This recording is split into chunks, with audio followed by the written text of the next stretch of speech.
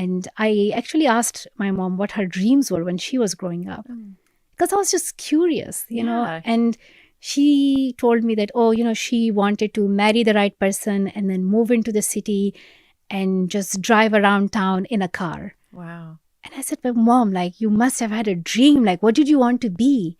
And there was no answer. Yeah. And that shook me.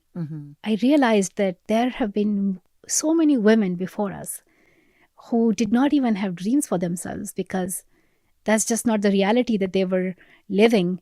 And all my mom was hoping for was that she has a better life than she has at the father's family. She does not end up marrying a terrible guy. Yeah. And that the husband is just slightly more respectful and loving. So I was like, okay, in her case, marriage is a sense of a bit more freedom if it turns out Right. to be right. Well, it's so interesting because your dad sort of being a feminist father also meant that he was a bit more of a feminist husband too. And so, Yeah. so she had that freedom in a way.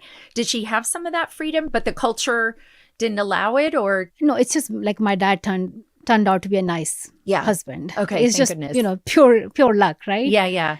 I also believe that my expectations from marriage were really high because I just saw how amazing my dad was as a husband as well.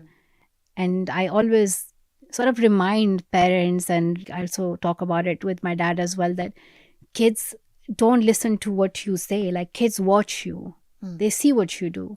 And my dad has treated my mom with so much love and respect that I knew that, it is possible for us to have these relationships where a woman is treated fairly and with respect, and she's loved. Because on the other hand, I had also seen these terrible cases where, there have been cases of women being abused and beaten up. yeah.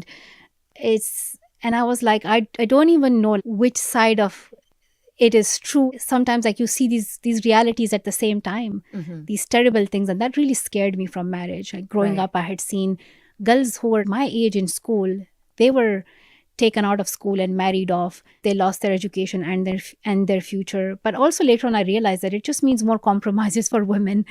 But then I would just look at my mom and dad and I said, okay, there is a world. If I decide to get married, I know that the standards that I have are very, very high. So whoever comes into my life, they have to meet those standards. So